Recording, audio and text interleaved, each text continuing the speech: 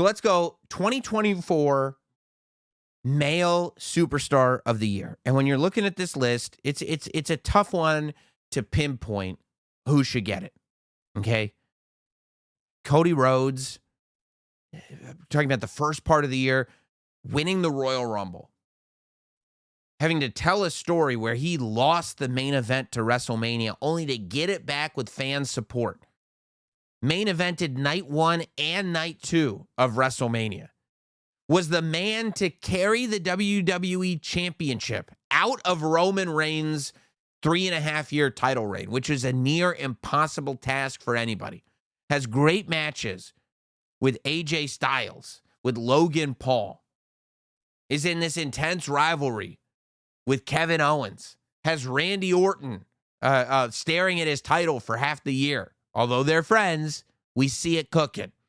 Is teaming with Roman Reigns at one point. Has this rivalry with Solo Sikoa. I mean, Cody Rhodes' year, there was so much cooking going on with Cody Rhodes this year, but he's just a name on the list. CM Punk, obviously, is a name that you have to bring up. For CM Punk to go from, by the end of last year, people were still saying, how long is CM Punk even going to last? How long before CM Punk blows this whole thing up? How long before CM Punk is toxic and ends this? That was last year. Going into this, oh, he got injured in the Rumble. Oh, he's injury prone. This is what the screams from the haters. Only to tell one of the most compelling stories all year, to have a match by the time you get to October that is on everybody's match of the year top 3 list, if not number 1. And going into a rivalry with Seth Rollins and a potential main event of WrestleMania, fighting in a War Games match with the Bloodline. CM Punk's year has been unreal. I mean, you can go to Will Ospreay. You can go to Will Ospreay and Bryan Danielson, as far as I'm concerned, in AEW. Both of them standouts. Of course, Roman Reigns. And what year is not Roman Reigns' year? To have that beginning of the year, to go away, to come back at SummerSlam triumphant, to start to slowly tell the story of having to take power back from Solo Sikoa. You get Seth Rollins. Seth Rollins. Definitely, if I were giving out more awards, the most underrated superstar of the year, for sure.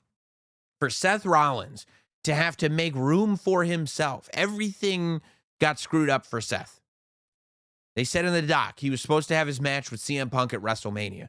And now it's like, your job is to find a spot for yourself, to somehow, in a story that involves Roman Reigns, The Rock, Cody Rhodes, you need to get in there, get yourself some spotlight, and not look like an idiot.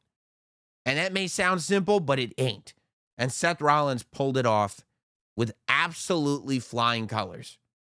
He was the MVP of WrestleMania, main eventing night 1, losing his title at the beginning of night 2, coming out and delivering one of the most poetic finishes to a WrestleMania main event we've ever seen in night 2, only to come back, give Damian Priest a little something, leave again, come back, make Bronson Reed a bigger star, and now to sit there and have to go toe-to-toe with CM Punk, who's one of the most beloved superstars of all time. Seth Rollins' year has been amazing, but for me, the wrestler of the year, bar none, is Drew McIntyre. Drew McIntyre is my male superstar of the year. And the reason is nobody did it from every direction like Drew McIntyre did it. You talk about the task that Seth Rollins had in front of him. How about this? Drew McIntyre, you are going to WrestleMania to face Seth Rollins for the World Heavyweight title. And while Seth is involved in this Roman Reigns, Rock, Bloodline, Cody Rhodes story, it's your job to remind people that there's another story they should be paying attention to. It's your job to make it seem like Seth versus Drew is the biggest match of all. He goes, he injures CM Punk, delivers the promo of a lifetime. I prayed for this. I want you to know I prayed for this. And it happened. When Drew McIntyre said, I prayed for this and it happened, Okay. There were so many people that had so many different ideas for what is going to happen with CM Punk in the WWE. Seth Rollins over here, Cody Rhodes over there, Roman Reigns over there. Drew leapt to the top of the list. And not the top of the list in, okay, this is what we're going with. The top of the list in, this is what fans want to see. And that is when you know you're doing work. Drew McIntyre then goes on this run. He becomes a social media disaster artist. I mean, an absolute savage across Twitter, to the point where he's at WrestleMania live tweeting from his wife's phone in the front row. Wins the title. An injured CM Punk takes him out. He immediately loses the title. He then, because of interference, loses the #1 contendership match. He then finally gets a shot at Clash at the Castle. CM Punk screws him out. He loses that. He then goes to Money in the Bank. He wins the briefcase. He cashes it in. Loses that. Drew McIntyre, inside of only a few months, survived a 5-minute title reign that ended and began at WrestleMania. Losing the #1 contendership the night after WrestleMania. Losing in his home continent at Clash at the Castle. A failed Money in the Bank cash-in. And having a rivalry and keeping it interesting with a guy who couldn't wrestle for April, May, June, July, August, 4 months. And it was even before WrestleMania, but it's 4 months. Keeping a rivalry going with words for 4 months before we could even have the match. And getting 3 matches out of it and having us not roll our eyes. Drew McIntyre was able to create a blood feud over a friendship bracelet. Okay? Who's done that? And then, after all of that, Drew McIntyre loses. He loses the war to CM Punk.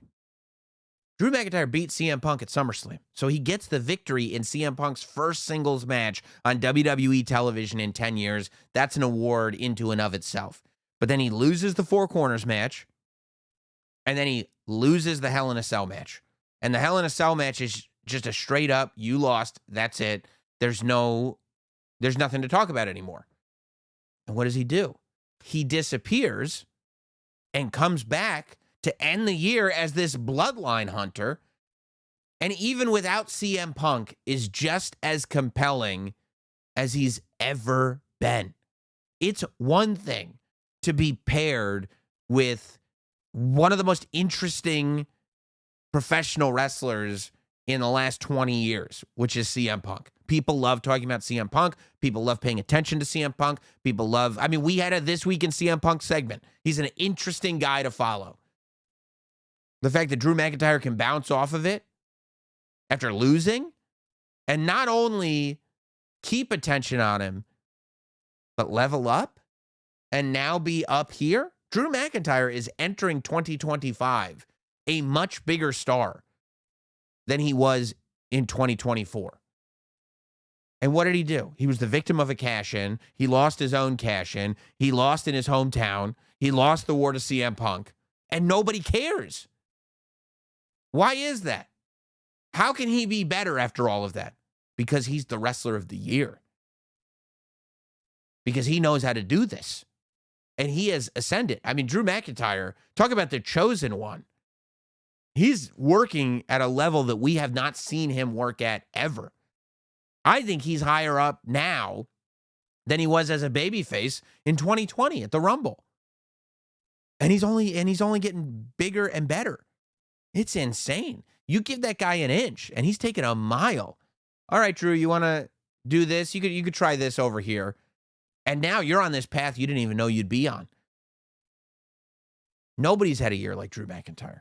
Nobody. And that's why I can't accept any arguments here either. 2024 male superstar of the year is Drew McIntyre.